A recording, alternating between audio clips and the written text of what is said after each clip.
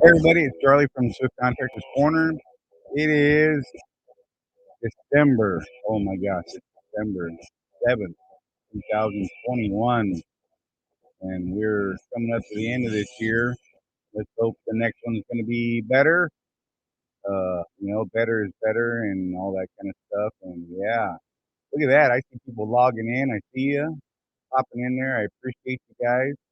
Glad to see you faithfully tune in. Couple of regular people that are always here, and I dig you guys, and I thank you so much for being here. It's just me today. Jeff is dealing with buying a house, and that's been a whole fun experience for him. Oh, wait, I can't wait till we get him after that's all done and talk about the ups, the downs, the twists and turns.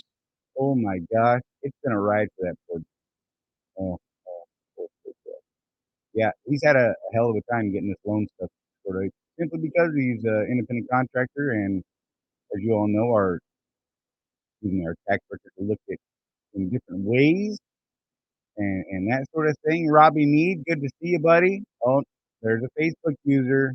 I see one. Dennis Lewis, how are you? Brooksville, Pennsylvania. Oh, what are you Canada for? Look, there's my wife. Oh man. There we go. We got Dennis checking in. Robbie Mead, Facebook user. Not sure which one you are, but hey, it's all good. My beautiful wife apparently is watching me. I like them watching me. Is that weird? That's probably weird to say. I'm not going to say it out loud again. Who else we got? We got Paul Phillips. Good evening. Good to see you. Someone is blowing up my phone right now. That's pretty awesome. And apologize for that if it came through the mic. I don't know if sometimes it does, sometimes it doesn't. Greg Hutchinson. Good to see you, buddy. Good evening, Charlie said, and contractor family. Hey, so you guys, man, there's a bunch of you chiming in tonight. I dig it. I appreciate you guys being here. So, you know what? Let's jump into the fuel surcharge real quick. Let me get that out of the way. And you know what? Facebook user, you kill me. I'm just going to have to go with that because I can't not put this up there. So just go over to chat.restream.io/FT. Click on the little thing that says allow Restream to see my account. It just wants to read your name, and they're not trying to get your account information. It's all good. Everybody that comes in from Facebook typically has done that. Craig Hutchinson has done it. You know how I know? Because he's on Facebook typing, and it's showing his name. So there.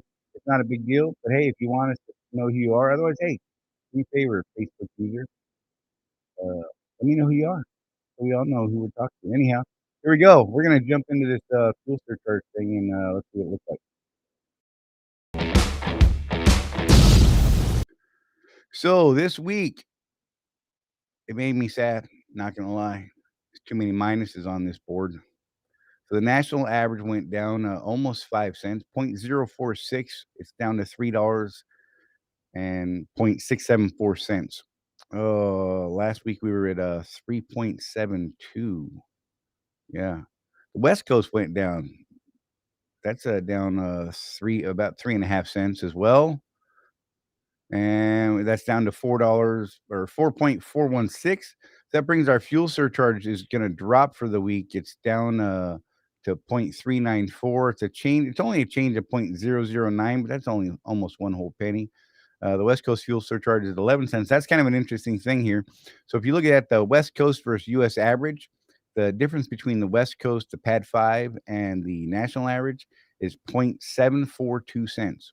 If that had hit 0.75 cents, that West Coast fuel surge would have been at 12 cents. The first time that I've ever seen it. Don't know that it's ever been that way before.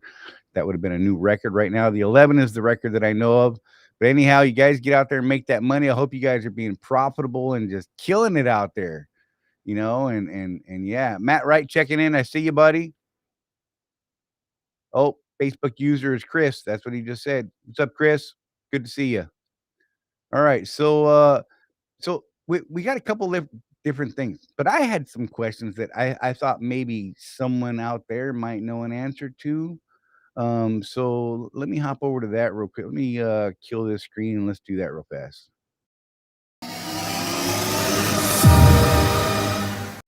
So my question is, do we have to use Zonar? That's like a legit question, like for real.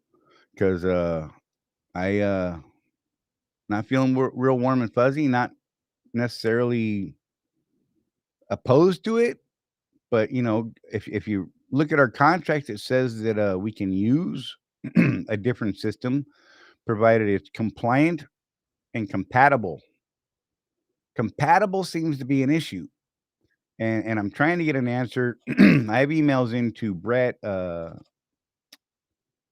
and David Tillman and a couple other people, and I'm asking the question: what other systems are there out there that would meet the requirements that they say we need to meet? So, what are those requirements for one? Um, you know, is it the messaging system? Because I get messages through what's it called? Engage, right? And so I could get my dispatches from there. I could get messages from fleet managers and all that stuff. And I get all those messages. I can send messages through there. Would that still work? What do you guys think? I don't know. You guys know anybody in Swift that's using something other than Zonar or Qualcomm right now? I don't know. I'm trying to find out, really, like legitimately, because I'd like to look at other options. There's a lot of ELD complaint products out there. If you guys hear of anything, do me a favor. Shoot me a message, leave a comment, whatever. Somehow get it to me. That because I'd really be interested to know if there's something else out there. Yeah, just one of those control things, I guess. I don't know. I don't know. You guys know how I am about control. I want to control a little more of my day to day, my business, and that includes my electronics if I can. If there's a way for me to do that, I'd really like to be able to do that. I don't know about you guys, and maybe it's just me and my craziness, but yeah. Anyhow, hey, something else that was brought up today, tires. So there's this thing that I see every year about November, October, November, uh right before we get into this, that white stuff up there in Canada, above I-40. And I hear about people who go buy new tires every year. And on that, I ask why. And the people that I've asked why, I've said, "Hey, why are you buying brand new tires?" And they said, "Well, we're getting into the snow and stuff, and I want to have all that extra tread because, it's safer and stuff." I'm not completely positive that's a true statement that it's safer. I mean, I guess maybe it could be. I don't know. I know that it's affecting your bottom line doing that because one, you're gonna sell off or get rid of tires that aren't necessarily needing to be replaced. Um, okay, maybe you don't want to go down to the legal limit like I do on just about every set of tires. Most of my tires, I go down the legal limit, down that 2 and 3 30 seconds range. I know Jeff gets like 300,000 miles out of a set of tires, so he's not buying tires every year. That's for sure because he's running a solo, so he ain't cranking that out. He's looking at 2.5, 3 years at a time. And the argument has been, well, the snow and the rain and the ice and the tires are better when they're brand new. I don't know. I'm gonna tell you right now. I've had tires that were 3 30 seconds wide singles that were, low rolling resistance tires and never had a problem with them. I used to run up there in Canada all the time, between Washington and City, Nebraska, and Washington and Prairie du Chien. I used to make 2 trips a week back and forth. Sometimes we were grossed out. Sometimes we only had 5,000 pounds worth of canoes. Never had a problem. Just going to throw it out there. Third set of steers and how long, Paul? That sounds, I mean, without context, I'm not sure even how to comment on that. Um, why are you having to change steers? Paul Phillips said he's on his third set of steers. Just saying. But yeah, so if they're legal, they're not chewed up, the tires are still looking pretty good. I mean, if you've got, few 30 seconds on there, I mean, you get down in that 4, 3, 2 range. I mean, it starts to get a little weird sometimes in the winter. I get where you might feel a little better about having that, 30 seconds tire that's just eating up all your fuel, or, a 27, 28, 30 seconds tire, whatever, and, brand new virgin rubber and all that. But what is it that you are trying to accomplish? Is it strictly you think that it's just that much safer? Because the DOT says that these tires are safe right down to 230 seconds. I don't know. I'm just saying. Um, Something else we could talk about, the tire wear. I don't know what you guys are like with your tires. People that know me, third set of steers in 1 year. Wait, hold on. Let's hit the brakes there. Paul, man, I wish I could get you in the video right now. I'd like to be able to talk to you directly back and forth. 240,000 miles, three sets of steers. Someone do the math for me. What's that? It sounds like not a lot. Have you had your alignment checked properly through someone like an MD alignment type shop? Shocks maybe.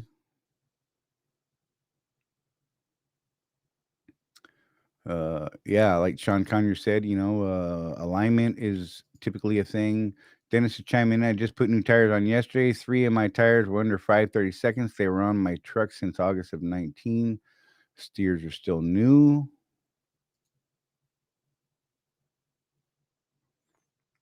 Not putting drive on until I need them. So, Paul, when are you like how what's making you change them? Are they wearing out, or are you just changing them as a precautionary thing? I mean, what tread depth are we talking about here when you're swapping them out? I'm just curious, man. I mean, they're expensive. I'm just curious if it's a mechanical issue and you're wearing them out, or if you're just changing them prophylactically. That sounds funny to say. 100,000 miles. And do they are there indications that you need them to change? Or is it something you're just doing for your own peace of mind, or like changing oil at a 20,000 miles, one of those magical number things? So when you trade them out at 100,000 miles, how deep is the tread still on them? Just out of curiosity. Excuse me. Sorry, Paul. I'm not picking on you, man. I dig information. Like to know why people do what they do. See if we can learn some stuff and maybe teach some stuff and all that sort of thing, man. So don't take it as I'm picking on you, buddy. I just want to understand what we're doing, what we're working with, and what your goal is with it. Honestly,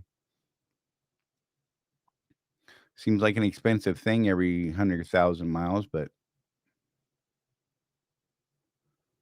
I know it's not good. Good video when I'm just staring at the chat waiting for an answer. So yeah. So tire wear. How are you guys doing on tire wear? I mean, are you like me? Do you get out there and molest your tires and fondle them and that sort of thing? Like I'm constantly like rubbing the face. I stroke them in and out to feel for that inside outside feathering and heel toe wear.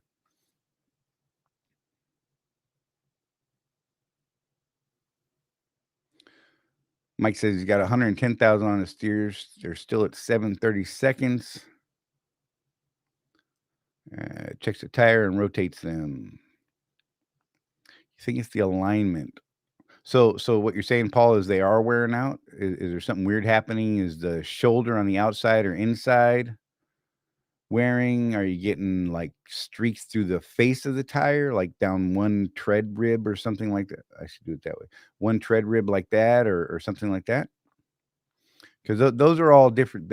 Different wear patterns will indicate different things. I can tell you guys right now, Rosie yesterday changed all 4 shocks on the back of the truck. That was fun to watch. I dig it.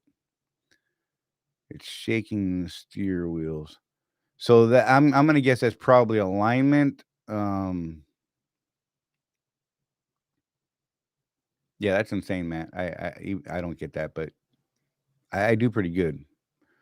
But Rosie and I are a little heavy on the pedal. I'm not gonna lie. We get a little bit of heel toe wear, and heel toe wear is when the front of the lug is lower than the back of the lug behind. Let me see if I can turn this right.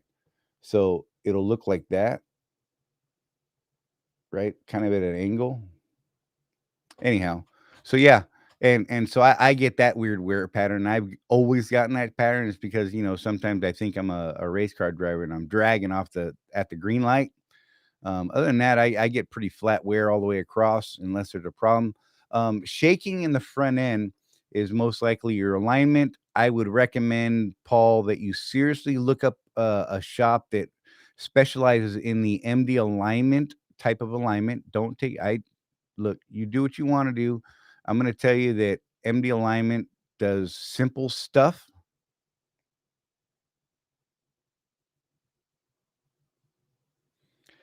No, we do have a video on shocks. I believe there's one on there. Shocks are super easy to do, buddy, and I think there's one on there. Um, Balancing could be an issue with shaking. It really depends on where the shaking is in the speed range.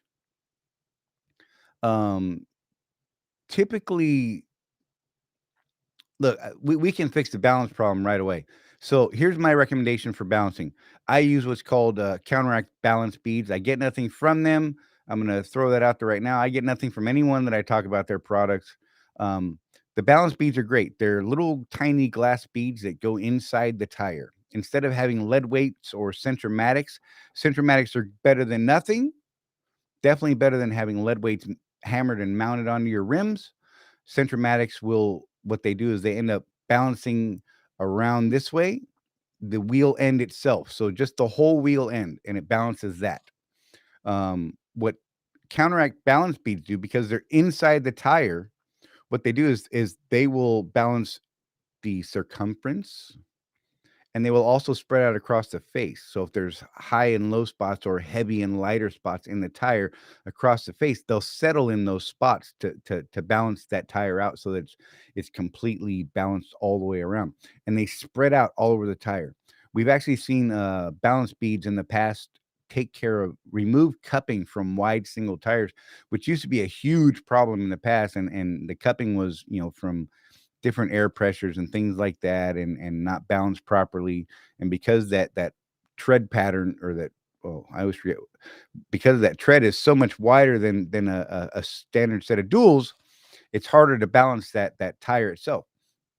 And so the counteract balance beads really do work well, and they're pretty cheap. And I mean, honest to God, I think they're like $20 a bag. It'll take a bag per tire.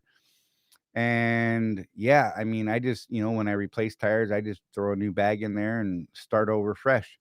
And I can tell you that I don't have balancing issues with any of my tires ever since I started using counteract balance beads. Never had any wear issues because of balancing, and I've never had weird problems from those at all. Um, Uh, Paul, do a search for. Paul says he's looking for a place to get it done. The balancing. Um, do a search for MD alignment. Yeah, MD alignment or MD align. In fact, maybe I'll pull it up and let's see. Maybe why don't I do that real quick? Let's do that. This would be great video. MD ALIGN MD align. And let me share that screen. So on this screen that I'm about to throw up here, let's make it big so you can see it. You guys don't need to see my ugly mug right now. So on the MD Alignment Shop, or mdalign.com, if you go to their site, you can actually go in here and find a shop locator.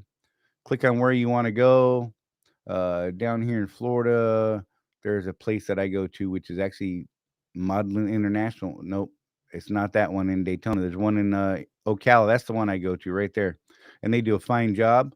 Um, like I said, there's nothing wrong with Centromatics. They're definitely better than not having any balancing at all.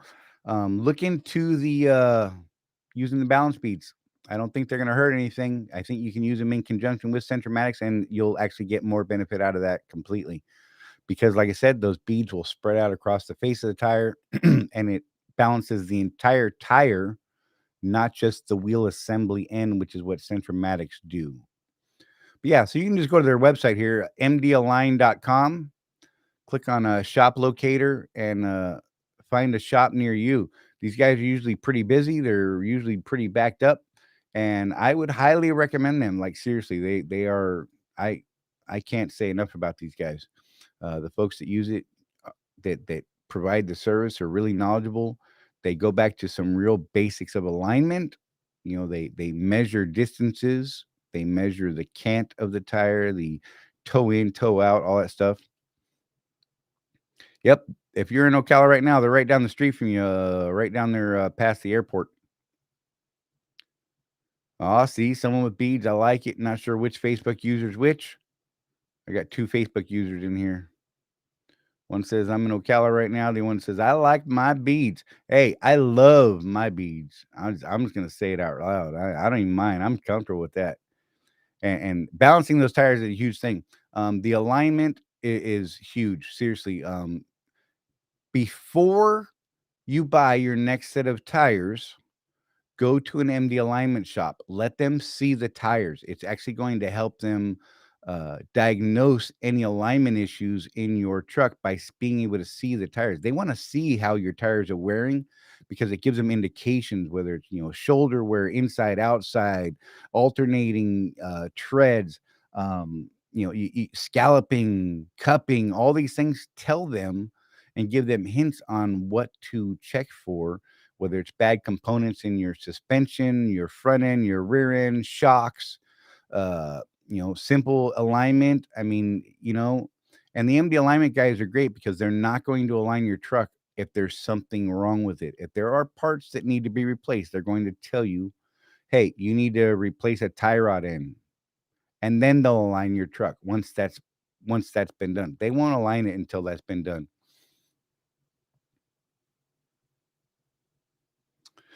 Hey, Paul, is it a MD alignment shop or is it just a regular? They jack it up, put it on those little platforms, use their magic computer, and that sort of thing.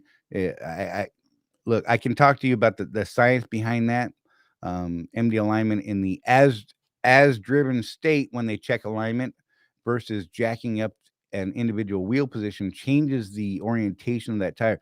It could take it from being, maybe while it's rolling and it's settled in, the tire could be slightly, I'm going to exaggerate this, like this.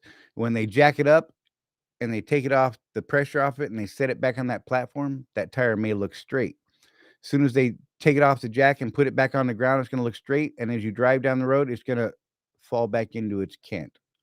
And that stuff will eat up tires like no tomorrow.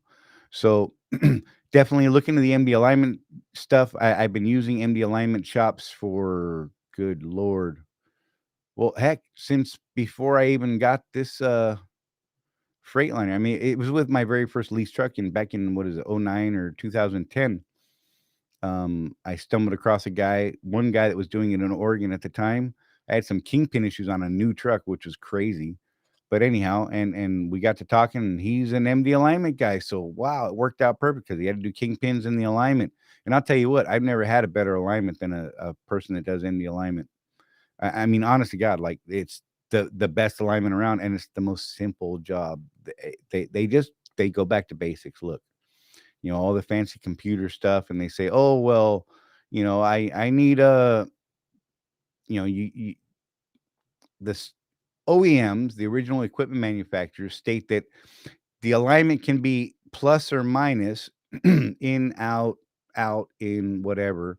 a certain amount, like, 0.0006 or something along those lines. And whereas MD alignment just says, why would we have tolerances? We want it to be right. So they make it right. Just saying, you have that, or you have, I don't know, it could be, because tolerances are allowed. So if you get the bad end of the tolerances on both tires to the opposite, man, now you got tires that are fighting each other and grabbing those grooves in the ground and all that kind of madness, man. Oh God, you guys just don't even know. I've had some, been forced because of location or time or issues to go get a bad alignment done. And I can tell you, I won't make that mistake again if I can ever avoid it. Hey, Paul, trucks coming right off the factory are notorious for the alignment being just a little wonky, we'll say. How's that? So it never hurts. I mean, even if you get a brand new truck to run into an MD alignment shop, $200 to save yourself four or $5,000 worth of tires over the next month. I don't know. I think I think that's one of those things that's a good one to spend up front just to be safe. Hey, Facebook user, thank you for popping in. We appreciate you. You be safe out there. I'm at the house. I've been here for a week. I'm going to be here for another week, having all kinds of fun at the house, still trying to get my brakes and all that. Oh my gosh, I had all these problems with a ton of wrong parts from Freightliner. You would think it wouldn't be that difficult, but it's been a nightmare. But yeah, finally got all the right parts. My guy's out there working out there under, LED lights in my backyard right now, doing some stuff. And yeah, I learned something while he was out there, and that's going to be another video about shop recommendations and that sort of thing. And I think we're going to start telling people that, if you're not asking to see the parts that they say are bad that they take out of your truck, you should start doing that. Let the shop know, whatever you take off my truck, I would really like to see why you took it off.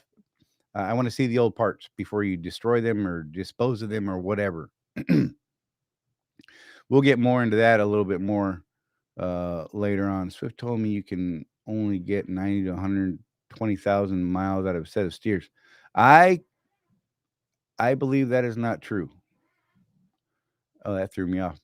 I don't know if you guys can hear that big impact wrench out there going. But yeah, anyhow, I don't believe that's true. I actually had a set of steers go well past that. Well past that. Um, the reason they're saying that is because Swift doesn't align trucks typically. I'm just going to throw it out there. I'm not picking on them. They just don't. They're so huge. They figure it's just easier to throw a new set of tires on there and run on down the road. I don't know why. I don't understand the thinking, but whatever. I'm not going to tell them how to run their business. They're not telling me how to run mine. We're good. So yeah. But yeah, so balancing yeah, there you go. Matt says he got 260,000 out of a set of steers. And I'm sure Jeff could chime in at some point when he sees this, and I'm sure he'll comment at some point about that. He gets a lot of miles out of his tires. Yeah, and he just got an MD alignment done, I believe, just recently, just a couple weeks ago when he had all the other work done. So yeah,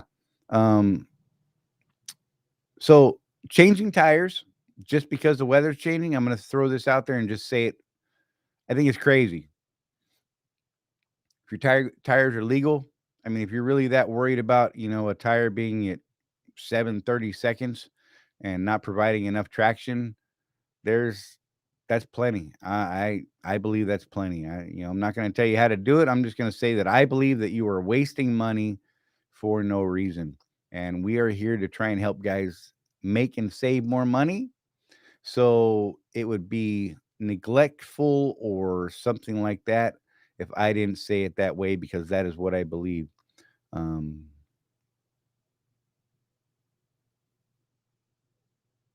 Yeah, actually, Robbie, there's a thing about that. Most trucks or most vehicles are actually set that way, so that if a driver falls asleep, they tend to drift to the right versus the center and crossing into oncoming traffic. There's a weird thing. I don't know if that's like a legit thing. I know I've heard that over the years. Most cars are set to slightly veer to the right. They figure that if you nod off or something happens, and you're no longer controlling the wheel, that you'll go off the right side of the road versus hitting someone oncoming head on and all that kind of thing. Uh, yeah, I don't know, but that's like a legit thing, Robbie. I most vehicles are like that. It's a weird thing. I don't know.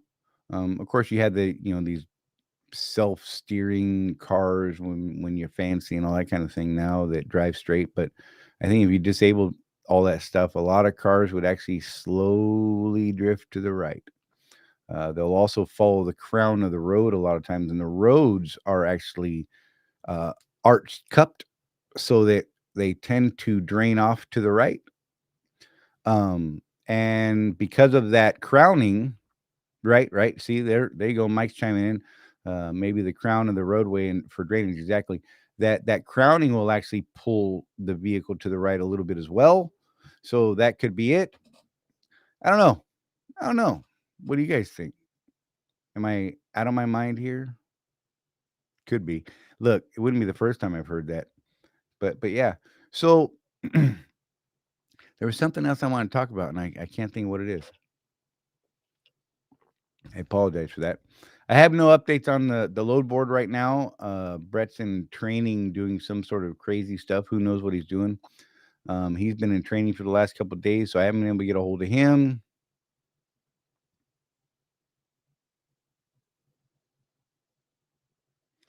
Pinwheel grease affects tires too. Pinwheel grease affect tires too. Matt, I don't know what you're talking about, man. I'm gonna throw it out there. Sean, it's never off topic. Do you need a 34-hour reset before getting Zonar installed? They recommend it so that you start with a fresh set of logs, because if you have a 34, the last 7 are kind of null and void. So you don't need to carry that. If you have not had a fifth wheel grease, oh geez, you non-typing individual, Matt. Um, Wind is also a thing. Wind will definitely steer you one way or the other. The 34-hour reset before getting a Zonar installed. The reason they want you to do that is so that you have a fresh set of hours, fresh 70, and you're not going to need to try and jump out of your backside, we'll call it, trying to figure out this. Maybe it'll give you a little more time to play with the screens and poke around a little bit before you have to get rolling right away. Also, you won't need to keep a copy of your last 7 days in your truck with you, because it'll all be reset. So those last 7 will not be pertinent any longer. Not greasing your fifth wheel will prematurely destroy steers. It'll destroy a lot of stuff. An improperly greased fifth wheel, like Craig said here, will hurt steer tires. It'll hurt drive tires. It'll hurt trailer tires. It'll hurt other components. It can cause all kinds of weird binding and fuel mileage issues. It's weird. Some strange wear patterns will pop up from people that pull the same trailer all the time, and they never grease it because they never unhook it, so they just never grease it. I'm like, okay, whatever. I guess there might be something to be said that maybe the grease doesn't go away too quick if you're never unhooking, but whatever. Look, proper lubrication, guys. That was fun to say. Is that wrong? I shouldn't smile like that when I say that. Proper lubricate.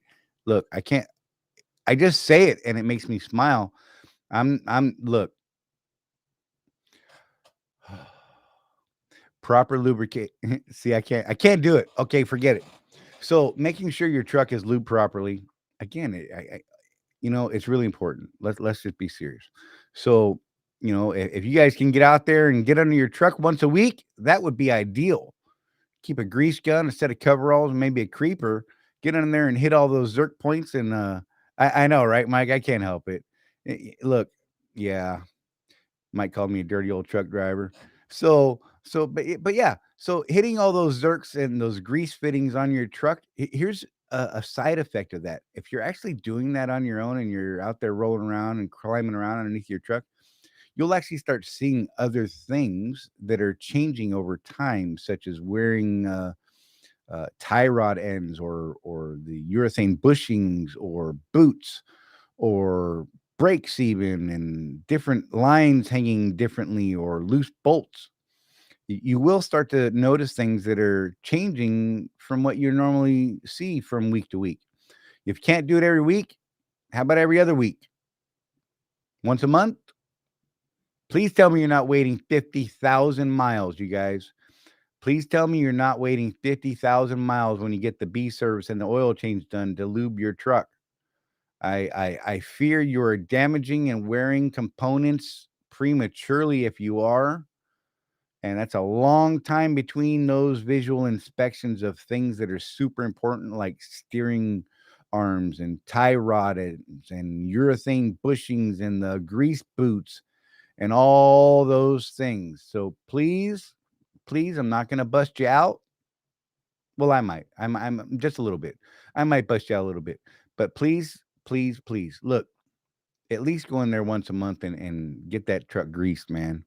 If nothing else, I mean, it's only a couple of minutes. If you can't do it yourself, pop into a. I'm not going to tell you to go to Love's. I'm not a fan. I haven't had a lot of luck with the Loves or those their shops. I've had to go behind them every single time I've used one of their shops and say, "Hey, you didn't grease that Zerk right there. You didn't grease that Zerk right there. It's still black and crusty from before. I don't understand what's going on here. I mean, it's pretty visible. I mean, this is without me even getting under the truck and looking, and I can see them. So I tend to go to the TA or the Petro if I have to get that done and I'm not doing it myself. Typically, I like to do it at the house because I get underneath there and I really get to roll around and get greasy and dirty, and it makes the wife a little crazy, multiple different levels. And you know, you just learn more about your truck. You keep a better eye on it. So, guys, if you don't have any other questions, yeah, love sucked today to get my PM done. Even left their full fuel primer on the truck. See, yeah, see, I don't know. I'm Matt. That was a comment from Matt. I apologize. Had a bad experience with Loves today. I just don't like Loves. And what's funny and sad all at the same time is, doing the routes that Rosie and I run on Target most of the time. Uh, we stop at a Love's almost every day because of our route. And it's the same Loves. And I've had horrible luck at that place on several occasions. And I've tried others and gotten the same type of service and the same type of treatment from the shop employees. And I don't dig it.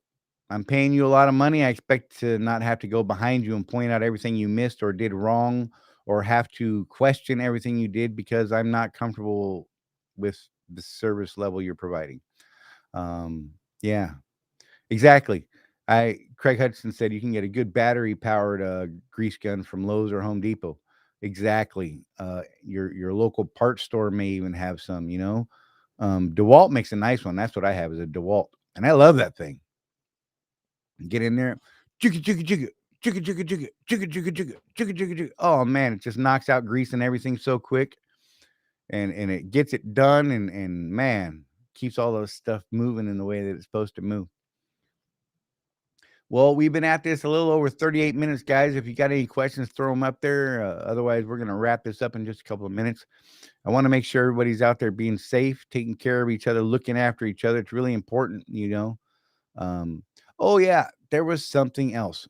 Drive cam events. I guess there's been some talk about some drive cam events that have been going on, and it seems that there is a lot of people. There's an increase all of a sudden, a spike even of people exceeding speed policies going downhill.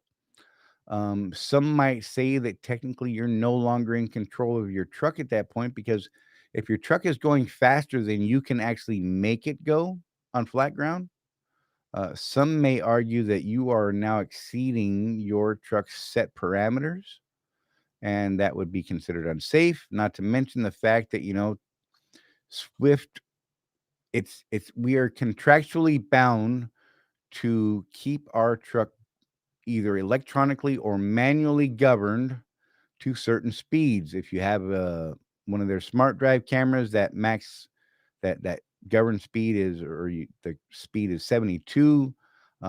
If you're not using a smart drive camera, it's 70. 68 and 70, and 70 and 72 with the camera.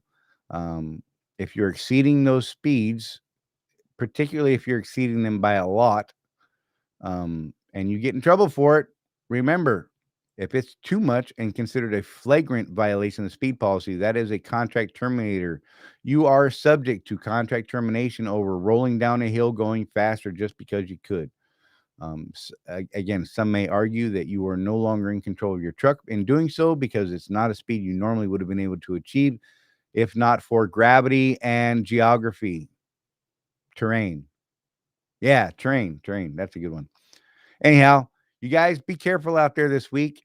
It's starting to get a little crazy out there. I've been looking at some of the weather, and there's some weird things going on, and that sort of thing. We're getting close to that Christmas season.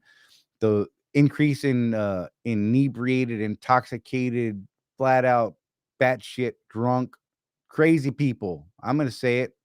I don't care. Yeah, seriously, guys, be careful. It's that time of year. Everyone's depending on you. I am. I care. I want to know that you all are safe. I hope you guys care if I'm safe. Your family definitely needs you. Your friends are depending on you. The world, our world, is depending on us to do what we do every day, even though they don't thank us for it, and it is thankless. Hey, that's what we get paid for, to do this job and make things happen in a safe, professional manner. You guys, seriously, I love all of you, and I appreciate you taking time out of your day to spend it, a little bit of time with us on Tuesdays, and I am deeply humbled by your regular attendance with these things, and even if you don't watch them live and you just happen to be catching the replay, I dig it. So thank you so much, you guys. We're gonna call this a wrap. If you guys have any questions about anything we talked about, feel free to throw questions or comments up out there. And yeah, we'll see you guys next week here on Swift Contractors Corner. Be safe, everybody.